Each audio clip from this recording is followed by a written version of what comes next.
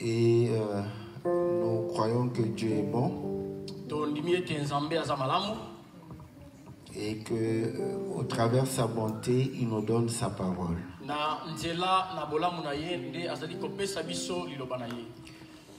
Nous allons lire les Écritures dans le livre de Ésaïe 59.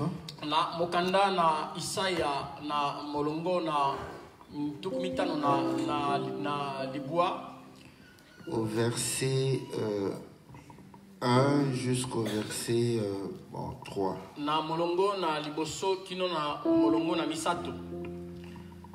Non, la main de l'Éternel n'est pas devenue trop courte pour sauver,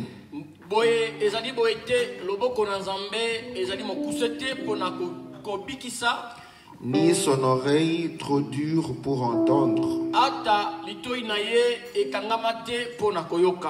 Mais ce sont vos fautes qui mettaient une séparation entre vous et votre Dieu.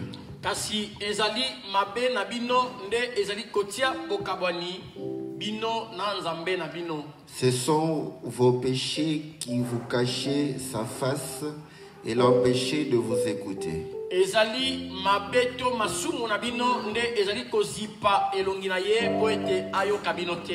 Car vos mains sont souillées de sang et vos doigts de faute. Vos lèvres profèrent le mensonge.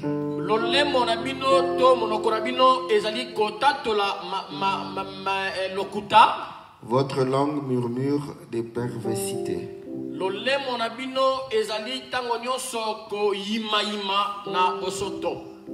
Que Dieu bénisse la lecture de sa parole. La main de l'Éternel n'est pas courte pour sauver, pour te venir en aide, pour te secourir, pour pouvoir réellement t'apporter la solution,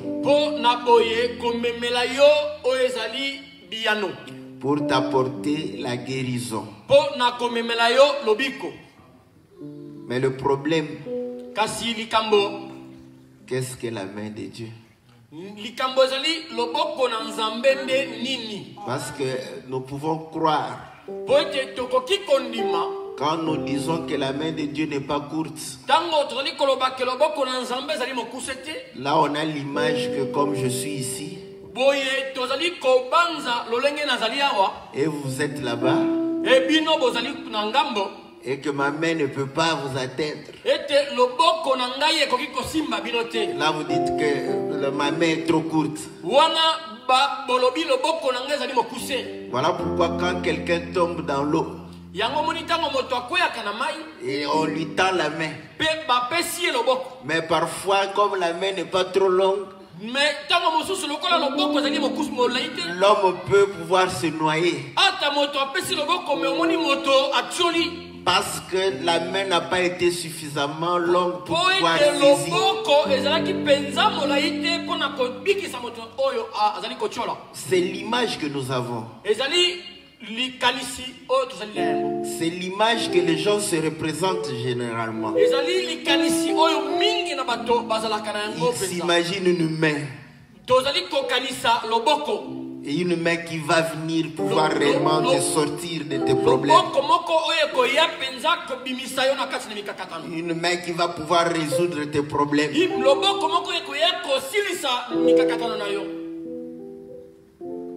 Mais pourtant, il faut savoir quelle est cette main.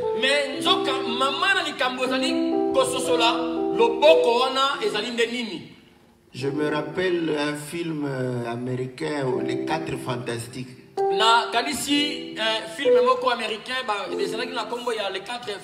Un homme est capable de pouvoir allonger son bras là-bas pour pouvoir aller toucher. Est-ce que vous voyez?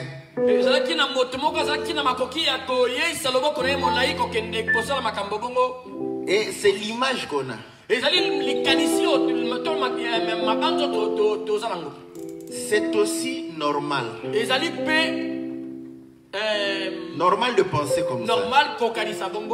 Pourquoi? Parce que notre intelligence ne peut que raisonner par rapport à ce que nous voyons.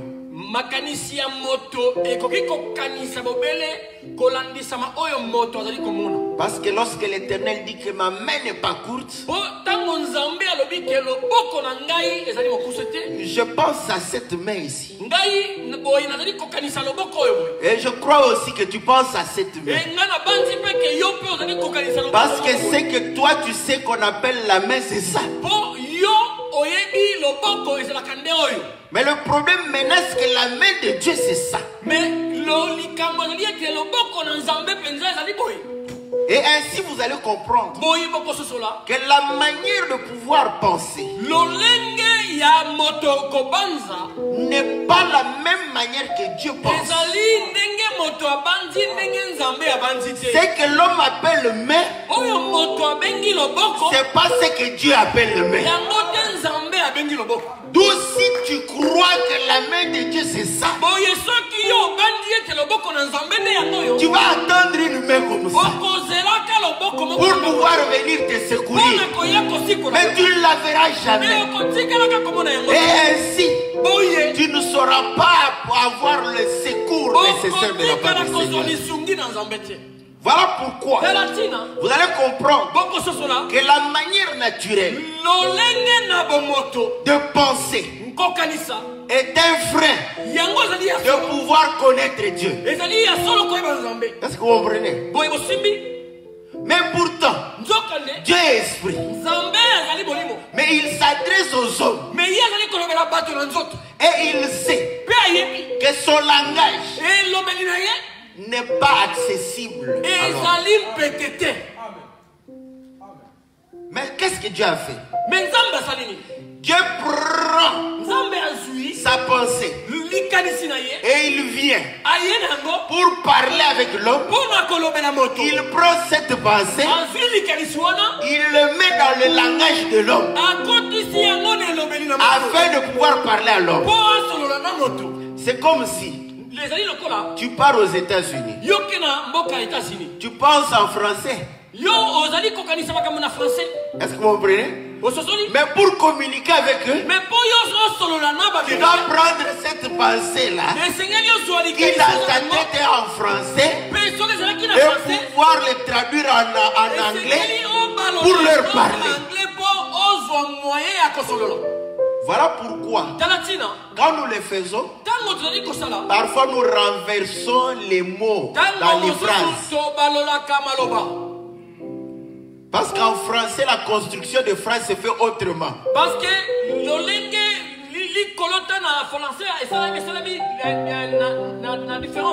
et ainsi, tu peux dire quelque chose. L'Américain qui t'écoute peut comprendre autre chose. Pourquoi? Parce que dans ta pensée, c'est en français. Est-ce que vous comprenez? Vous comprenez la difficulté entre Dieu et nous?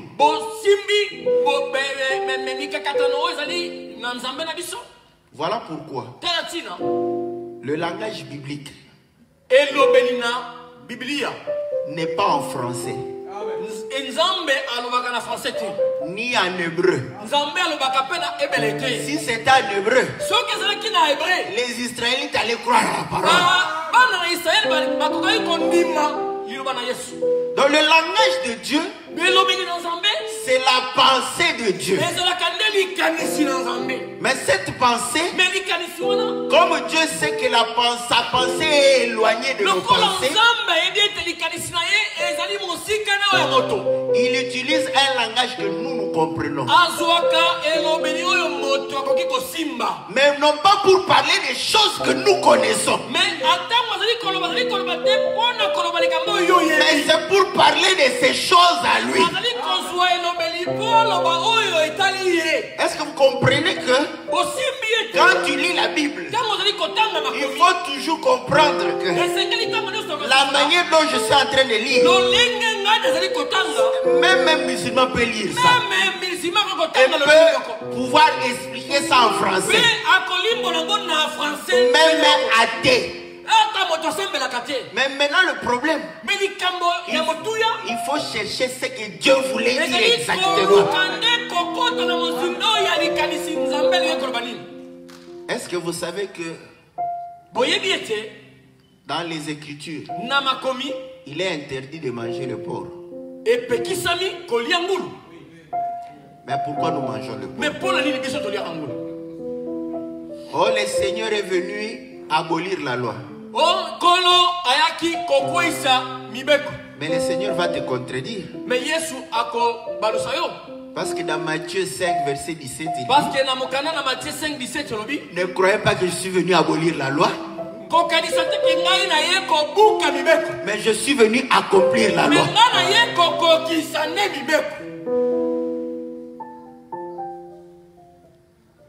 Maintenant, qu'est-ce qu'il voulait dire? Et il dit à ses disciples, ce n'est pas ce qui entre qui suit, mais c'est ce qui sort de la bouche de l'homme. Vous croyez qu'il ne connaissait pas la loi ou qu'il disait que celui qui mangera le porc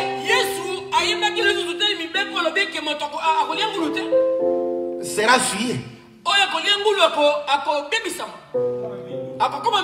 Donc, il n'abolit pas. Parce qu'il sait, dans la pensée de Dieu, c'était un autre porc. Mais pour expliquer à l'homme, il lui parle comme s'il parlait du porc que l'homme élève. Est-ce que vous comprenez? Voilà pourquoi la Bible tout entière est parabolique.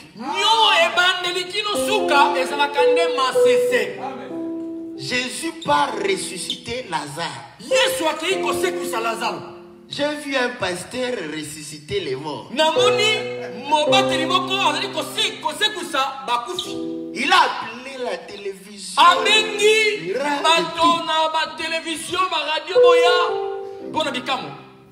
et il était serein. Parce qu'il savait qu'ils vont ressusciter. Le Seigneur qui sait qu'il va ressusciter Lazare. Et il pleure encore. Jésus pleura. Il faut se poser la question. Mais pourquoi il a pleuré? Parce que Lazare allait ressusciter. Mais quand toi tu les regardes, comme les pharisiens, il aimait beaucoup Lazare. Est-ce que vous comprenez? Mais le pourquoi de Jésus pleura? Vous croyez que c'est parce qu'il aimait Lazare? Seulement comme ça. Mais on lui a posé la question. Si tu étais ici, Lazare ne serait pas mort. Mais quand on lui a dit pendant que Lazare était malade, il a refusé de rentrer. Il est resté. Quand Lazare meurt, il dit à ses disciples, allons-y. Lazare dort. Est-ce que vous voyez? Et il croyait qu'il parlait du sommeil. Donc quand Dieu parle du sommeil, c'est pas ton sommeil. Est-ce que vous comprenez? Donc chaque fois nous devons suivre, chercher quelle est la pensée de Dieu.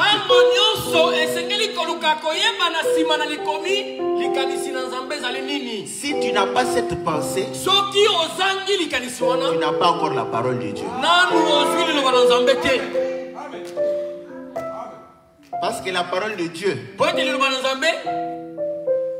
ce ne sont pas les écrits que nous lisons. Sinon on dit jamais la parole ne passera. Mais pourquoi nous mangeons le porc? C'est que vous comprenez que ce qui concernait le porc physique ici s'est passé. Or le Seigneur dit, L'homme ne vit pas seulement de la nourriture physique, mais il vit de toute parole. Nous comprenons qu'il y a certaines paroles qui représentent le porc qu'on ne peut pas manger. Est-ce que vous comprenez maintenant que si tu ne connais pas les paroles qui représentent le porc, tu vas commencer à les manger, croyant vivre, et pourtant ça va te suyer. Parce qu'il y a des paroles qui suivent. Et il y a des paroles qui sanctifient. Sanctifie-les par ta vérité, car ta parole est la vérité. La parole qui sanctifie, c'est la parole de Dieu. La parole de l'homme, même si elle est logique, même si elle est compréhensible, cette parole suit. Rappelez-vous que le Seigneur parlait de sa mort. Qui aimerait que le Seigneur l'abandonne maintenant? Il peut lever sa main. Est-ce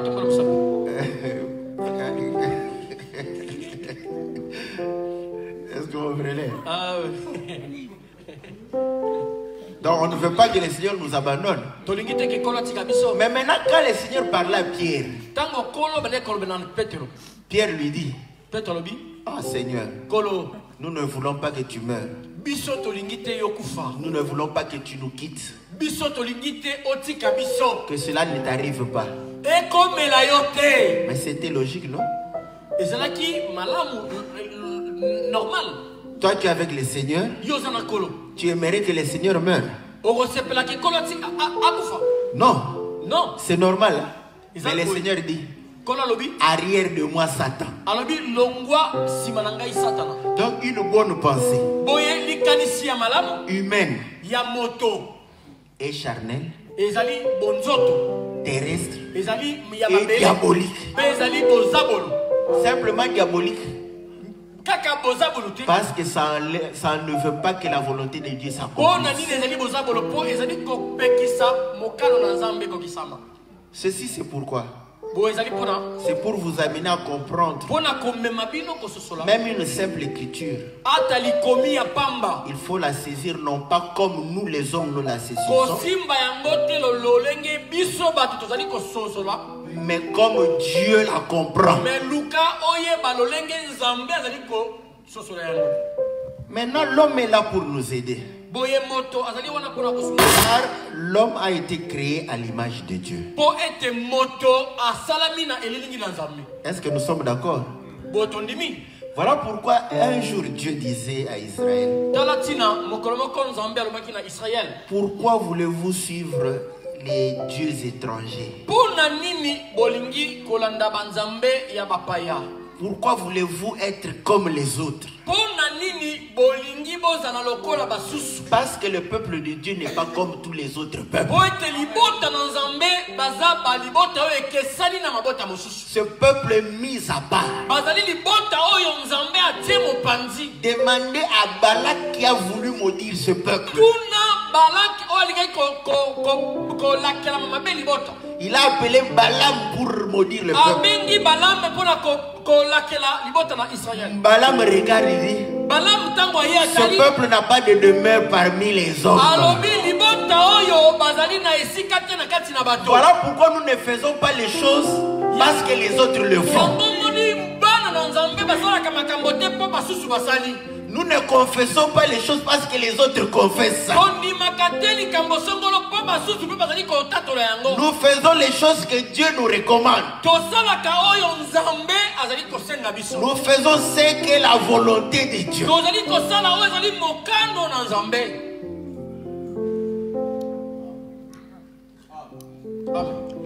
Donc nous sommes un peuple mis à part.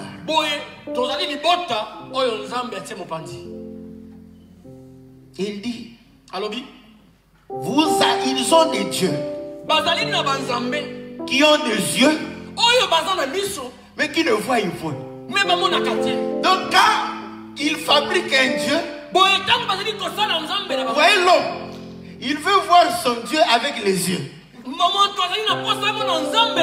le fait avec les yeux, avec la bouche, avec les oreilles, avec les mains, avec les pieds. C'est Dieu qu'il est en train de voir les yeux de son Dieu. L'homme qui voit les yeux de son Dieu. Mais ce Dieu-là ne voit pas. Mais allez regarder maintenant l'Éternel. Vous ne le verrez ni avec un visage, ni avec les yeux, ni avec la main, ni avec les pieds. Mais ceux qui avaient les pieds ne marchaient pas. Ceux qui avaient les yeux ne voyaient pas. Ceux qui avaient la bouche ne parlaient pas. Mais lui qui était invisible avait les yeux pour voir, avait la bouche pour parler, il avait la main pour agir. Mais quelle était la main de l'Éternel? Est-ce que vous comprenez? Mais pour voir la main de l'Éternel, nous allons au commencement. Dieu créa l'homme. Il créa l'homme à son image. Est-ce que vous comprenez? Maintenant après il va dire, il n'est pas bon que l'homme soit seul. Est-ce que vous ne voyez pas que Adam est en train de parler de Dieu? Parce que à l'éternité, Dieu était seul. Est-ce que vous le savez? Avant la création, Dieu était seul. Lui étant seul, il a trouvé bon qu'il n'était pas bon qu'il soit seul. Cette chose-là, je l'ai lu au travers Adam. Parce que quand Adam est seul, nous comprenons qu'il reflète Dieu. Avant toute création, Dieu était seul. Il a trouvé qu'il n'était pas bon qu'il soit seul.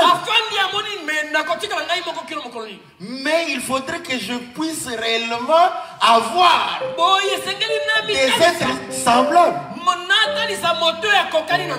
Et la Bible dit, Dieu répète à plusieurs reprises pour que nous puissions saisir. Quand le Seigneur est venu, il dit, le grain de blé qui est tombé,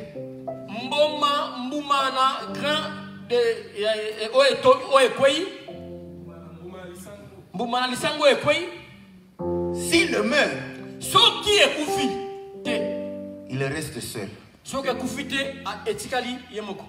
Voilà pourquoi il devrait mourir. Est-ce que vous comprenez?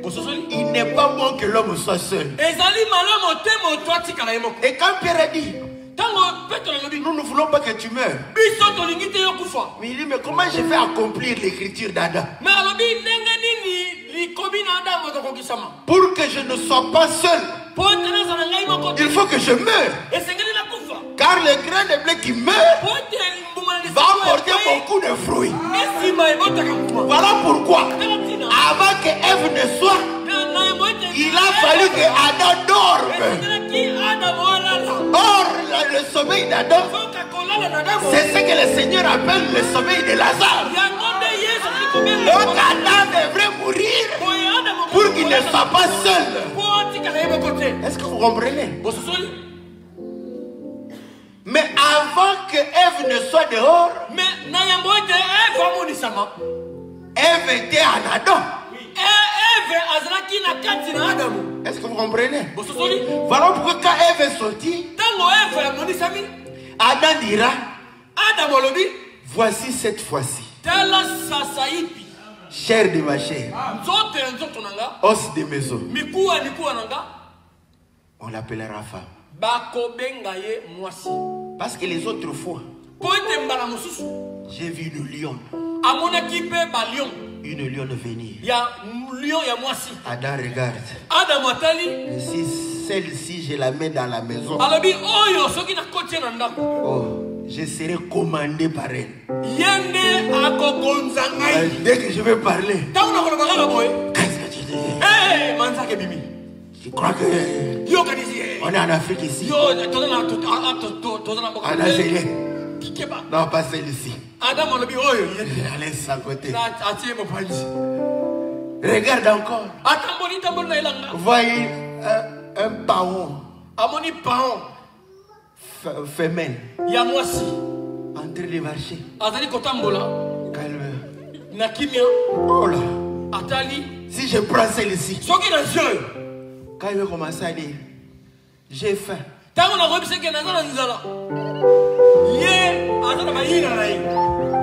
Mais il y a la nourriture au frigo là-bas. Il y a au frigo. Tu mets au micro-ondes. Après, tu te sers. Oh là. Pas celle-ci.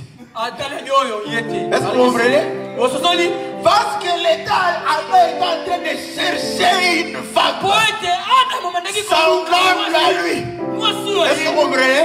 Dieu amena des animaux. Adandi, ma femme doit être réellement comme moi. Est-ce que vous comprenez? Voilà pourquoi Dieu dit, l'homme quittera son père et sa mère et s'attachera à sa femme. Les deux deviendront une seule chair. Donc la femme ne quitte pas ses parents. Selon l'Écriture. N'est-ce pas? Voilà pourquoi vous voyez qu'on doit interpréter tout ça. N'est-ce pas? C'est l'homme qui quitte pour venir s'attacher à sa femme. Mais quand nous nous marions, nous évoquons cette écriture. Or, la femme quitte ses parents. L'homme aussi quitte ses parents. Est-ce que vous voyez? Maintenant, si tu accomplis l'écriture littéralement, nous on va t'appeler Mario. Parce que tu vas aller habiter chez la femme. Mais notre frère Jacob, il est allé habiter dans la famille de sa femme. Ce n'est pas notre sujet. C'est juste pour vous dire que chaque écriture parle des choses que nous ne croyons pas et que nous ne voyons pas. Est-ce que vous comprenez?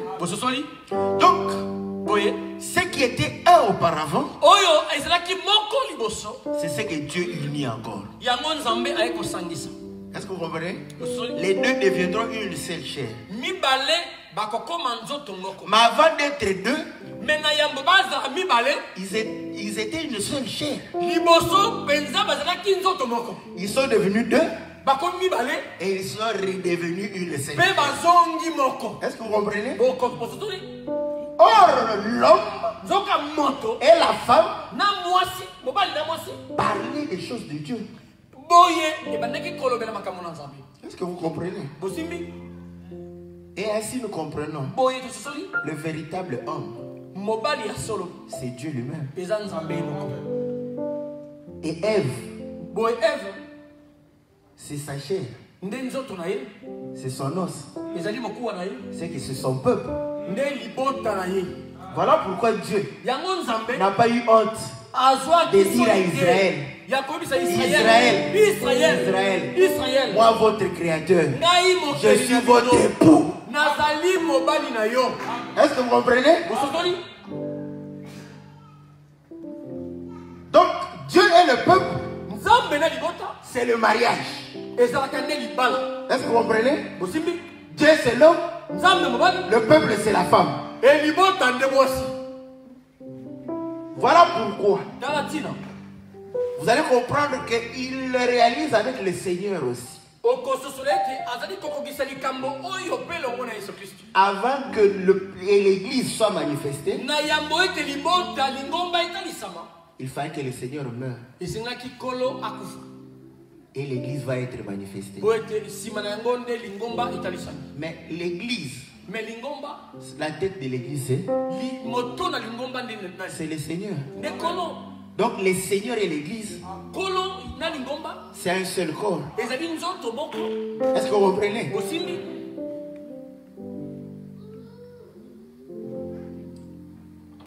Maintenant, la main. Dieu et son peuple, c'est un seul corps. Est-ce que vous comprenez? La main de l'Éternel. Cette main lave le corps. Cette main lave le corps. Brosse la bouche. Cette main nourrit le corps. Cette main vêtit le corps. Cette main soigne le corps. Quand il y a des blessures, quand il y a quelque chose, la main c'est le serviteur du corps. Est-ce que vous comprenez? La main c'est le serviteur du corps. Mais la main peut nourrir le corps. Que quand la tête l'envoie, est-ce que vous comprenez? C'est la tête qui envoie la main. Prends la nourriture, nourrit le corps. Prends le savon, lave le corps. Prends les habits, fais porter le corps. La main c'est l'envoyé. Est-ce que vous comprenez? La main de l'Éternel, c'est son envoyé. Et nous comprenons que le Seigneur Jésus-Christ a été envoyé par l'Éternel. Est-ce que vous comprenez? La main de l'Éternel n'est pas courte. Est-ce que vous comprenez? Que les choses naturelles doivent nous amener aux choses spirituelles. Quand tu t'attends à une main comme ça, cette main ne va pas se détacher de moi. Mais pour Dieu, la main, c'est un envoyé. Donc quand l'envoyé de Dieu vient, on comprend que la main de l'Éternel est venue pour te secourir. Est-ce que vous comprenez?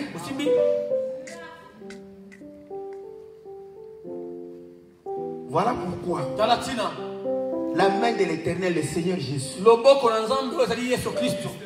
est venu. Mais la main devrait venir nous racheter. Lisons une écriture dans Ésaïe 50.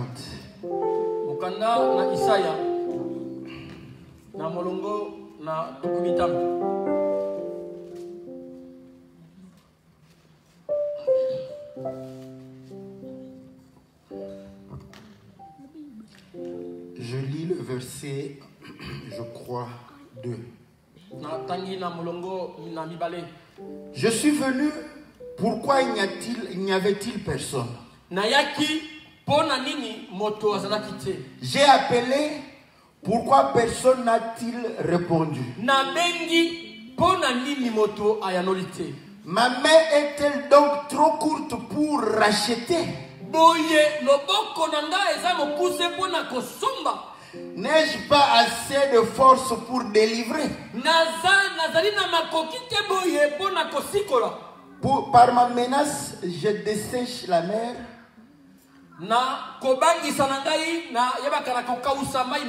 Je réduis le fleuve en désert. Leurs poissons se corrompent faute d'eau et ils périssent de soif.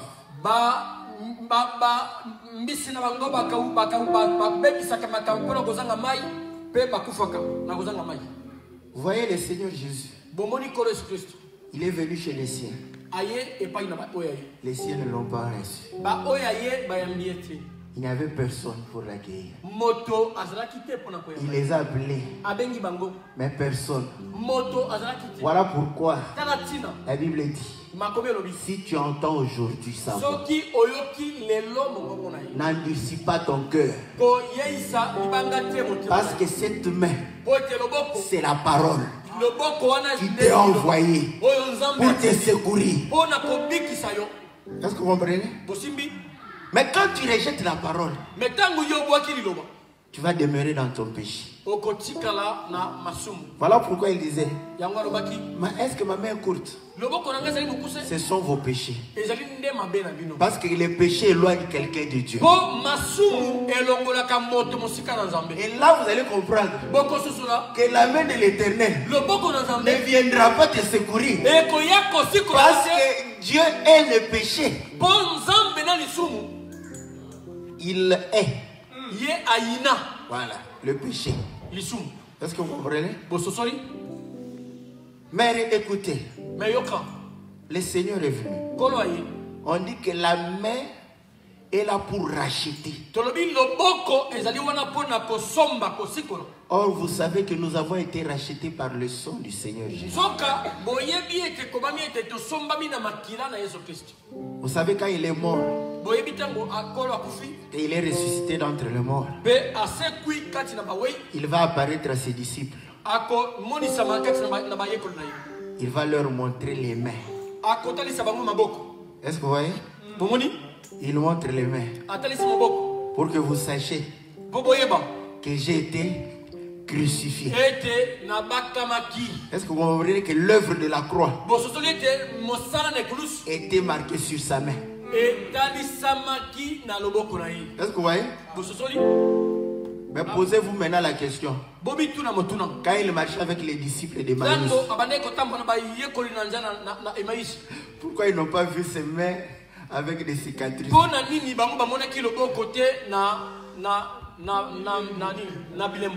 Est-ce que vous comprenez?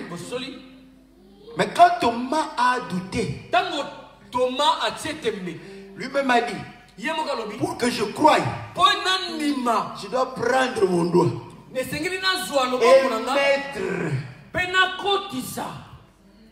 dans la plaie du Seigneur. Et là, je croirai. Et quand il a apparu à Thomas, il lui a montré. Et Thomas a cru. Comment peut-on croire sans entendre? Comment peut-on croire sans qu'il y ait des prédicateurs? La main de Dieu parle. Vous comprenez? Et cette main est en train de parler. Montrant quoi? Montrant la blessure. Montrant le sang. Et ainsi la Bible dit, le sang du Seigneur crie plus que le sang d'Abel. Est-ce que vous voyez? Et ce sang est en train de crier miséricorde. Voilà pourquoi quand Dieu veut sauver, il envoie sa parole pour pouvoir sauver quelqu'un. Est-ce que vous comprenez? Donc il est mort à la croix pour nous racheter de la vaine vie qu'on menait auparavant. La vaine vie de mettre la gloire dans la chair. Vous savez pourquoi en Europe beaucoup de gens ne prient pas? Mais au Congo, c'est plein. Chaque avenue et 2 églises. Ces églises sont pleines. Mais ici, c'est l'orgueil de la chair. Parce qu'on priait pour avoir le pain. Macron nous donne le pain. On priait pour avoir une voiture. Macron nous les donne. Donc pour avoir la voiture, le pain, les vêtements, ça, il ne faut pas prier pour ça. Voilà pourquoi on est peu nombreux ici. Parce que nous prions Dieu non pas pour ces choses. Nous le prions pour le royaume des cieux. Est-ce que vous comprenez? Mais beaucoup prient le Seigneur pour la gloire de Dieu.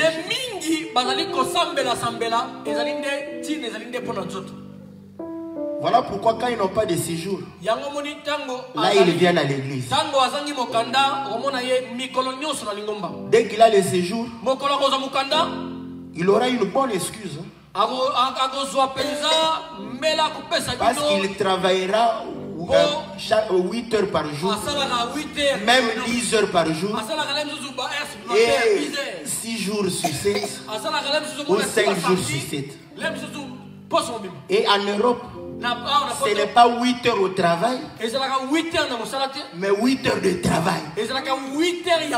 Voilà pourquoi on rentre toujours fatigué. Et c'est comme ça que tu ne peux pas servir le Seigneur. Or Israël, qui était esclave en Égypte, malgré qu'on a augmenté le travail, mais pour la postérité du royaume, Israël travaillait toujours pour la postérité du royaume. Il avait la force de pouvoir garder la race du Seigneur. Est-ce que vous comprenez? Le Seigneur est venu nous racheter. Voilà pourquoi il est mort. Il a été crucifié. Vous voyez que ce sont des images pour nous parler des choses spirituelles. C'était la main de l'Éternel, du Seigneur qui a reçu les clous. Et sur la côte, parce que c'est là où sort la femme. Est-ce que vous comprenez? Mais c'est symbolique. Or la main de l'Éternel, c'est le service, c'est le ministère. Voilà pourquoi il y a 5 dons, comme les 5 doigts de la main, pour servir le peuple, pour servir le corps. Est-ce que vous voyez comment les choses naturelles nous amènent dans les choses spirituelles? Et ainsi c'est que nous prêchons. Nous prêchons la mort du Seigneur. Voilà pourquoi notre prédication, c'est la prédication de la croix. Parce que la main a la marque de la mort. Et ainsi, on ne vous présente pas en premier lieu le mariage. C'est pourquoi je dis toujours, facilitons les gens. Vous savez que moi j'aime les robes. J'aime ça. Parce que ils ont facilité à l'homme beaucoup de choses. Mais nous ne voulons pas nous intégrer. Parce que eux, quand ils ont besoin de femmes, il y a des sites de rencontres pour les mariages. Et tu donnes tes critères. C'est plus facile, non? Au lieu de prier, oh Dieu, donne-moi le mariage, donne-moi le mariage. Quand tu penses comme ça, tu penses à un homme géant, élégant, teint clair, bien habillé, avec une belle démarche. Quand tu ouvres les yeux après ta prière, un homme de cette taille vient pour te proposer un mariage. Là tu dis, Dieu ne m'a pas répondu. Est-ce que vous voyez que c'est plus difficile chez Dieu? Mais quand tu vas dans les sites de rencontres, tu fais ta prière. Je veux un homme de 1,80 m, teint clair, universitaire. Et un homme de cette taille et universitaire teint clair viendra. C'est plus facile. Allez-y là-bas. L'émission Les Amours. Les mamans aiment bien ça, non? Les Amours. Qui passe en France ici, Les Amours. Émission Les Amours. Toi, tu ne les connais pas. Les Amours. Émission Les Amours. Il y a beaucoup de témoignages là-bas. Des témoignages. Vous vous êtes rencontrés comment? Dans les sites internet. Combien de temps vous êtes ensemble? 20 ans. Donc ils sont calmes. 20 ans. Ils sont bien. Mais ils se sont rencontrés où? Site internet. C'est plus facile. L'homme blanc a facilité les choses.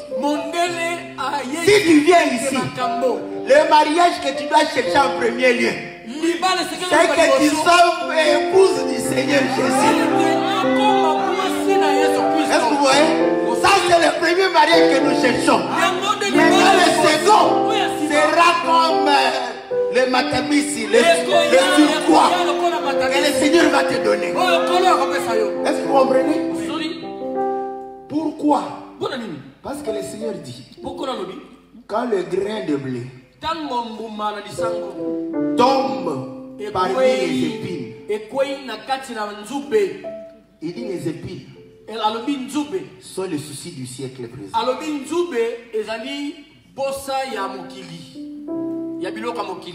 Le mariage, les enfants.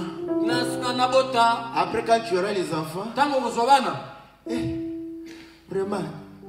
vraiment, on donne naissance aux enfants, mais le cœur, c'est Dieu qui donne le cœur. En tout cas,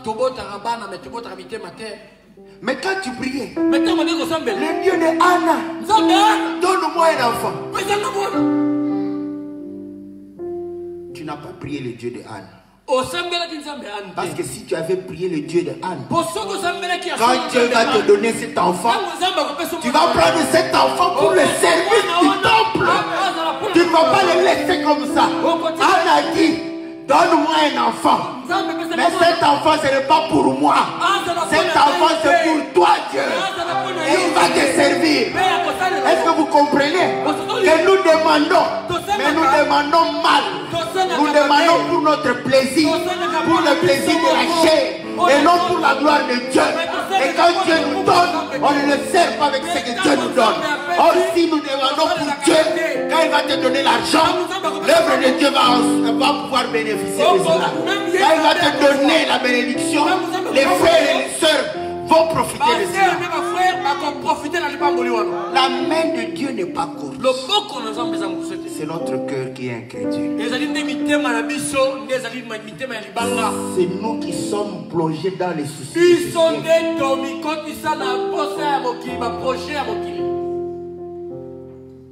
Vous savez, quand nous avons cru, nos pasteurs refusaient de prendre parfois des sucrés chez nous, chez les frères quand ils nous visitaient.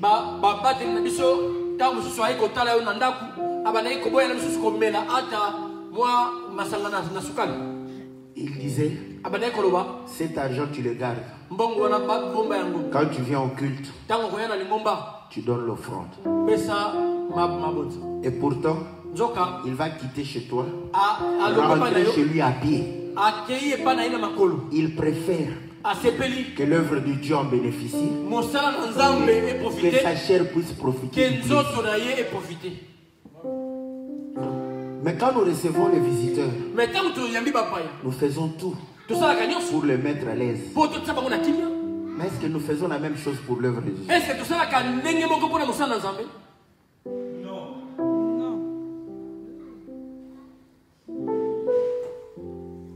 Si c'est le plaisir pour faire plaisir aux enfants,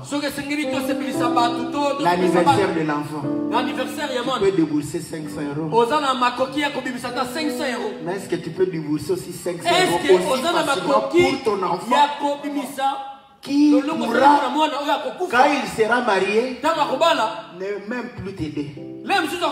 Parce que sa femme peut-être va pouvoir l'embourber avec des est-ce que vous voyez? Mais combien font le même sacrifice de dire aussi un jour, au lieu d'organiser une fête pour eux, et puis tu verras, anniversaire d'un enfant d'1 an, mais les papas viennent avec le costume là. Vous faites quoi pour et ils vont dépenser plus de 500 €. Cet enfant n'en bénéficie même pas. Et puis, je vais vous dire que les invités aussi ne vont pas amener des cadeaux. Parce que ce ne sont pas dans nos habitudes. Combien peuvent se dire, je fais le même sacrifice. 500 euros pour l'œuvre. Est-ce que vous comprenez? Est-ce que vous comprenez que la main de Dieu, elle n'est pas courte, mais notre cœur est attaché à autre chose. Vous croyez que si tu prends soin, je ne vous dis pas de ne pas prendre soin de vos enfants. Parce que vous savez pourquoi les enfants sont reconnaissants? Parce qu'on prend soin d'eux. C'est tout. Parce qu'on prend soin d'eux, c'est comme ça qu'ils sont reconnaissants. Vous croyez que Dieu qui est juste, quand tu prends soin de son œuvre, ne pourra pas être plus reconnaissant. Mais tu as besoin que sa main puisse te bénir.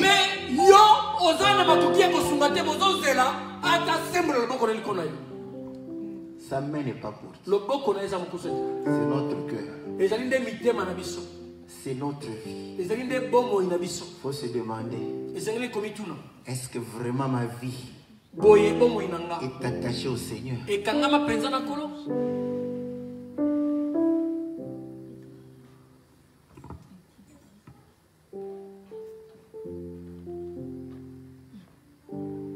La Bible dit ceci. Voyez que l'heure est... c'est bon. Vous voyez que j'avais beaucoup de choses à dire. Sur la main seulement. Jacques dit ceci. Dans au chapitre 5. Le laboureur tourne la terre. Or, tourner la terre, c'est souffrant. Et après avoir tourné la terre et s'aimer, il lève les yeux vers le ciel. Pour espérer quoi? La pluie. Est-ce que vous voyez? Lisez, vous allez voir, il va dire. Il parle des souffrances des prophètes. Des souffrances de Job. Pour dire qu'ils étaient patients. Parce que dans la souffrance, nous devons être patients tout en espérant la main de Dieu. Là, vous allez voir que la main de l'Éternel, c'est la pluie.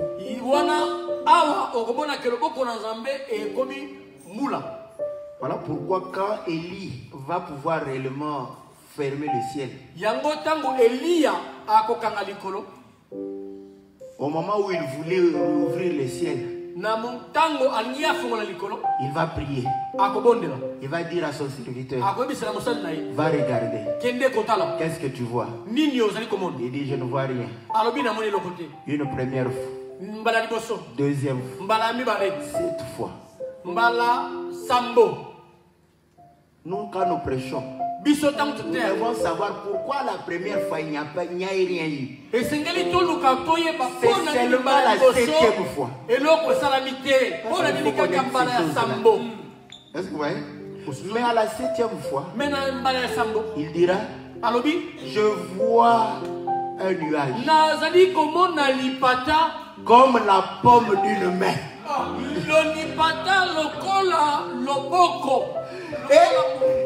Et directement il dit, dis à Akab, cesse de pécher, car la pluie va l'arrêter. La main, est-ce que vous voyez? Annoncer la pluie. Or la pluie, c'est comme la parole de Dieu qui descend sur la terre pour ensemencer la terre, pour bénir la terre et permettre à ce que la terre puisse donner le fruit. Est-ce que vous comprenez? La terre sans la pluie ne peut rien donner. Est-ce que vous comprenez? Sans Dieu, tu ne peux rien. Sans Dieu, tu n'es rien. Dieu est la parole. Voilà pourquoi nous veillons sur la parole. Que cette parole ne soit pas falsifiée par les pensées des hommes. Cette parole doit être pure.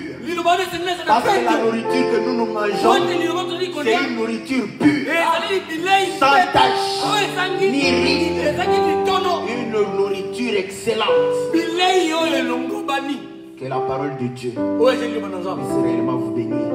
Dans le nom puissant et glorieux de notre Seigneur Jésus.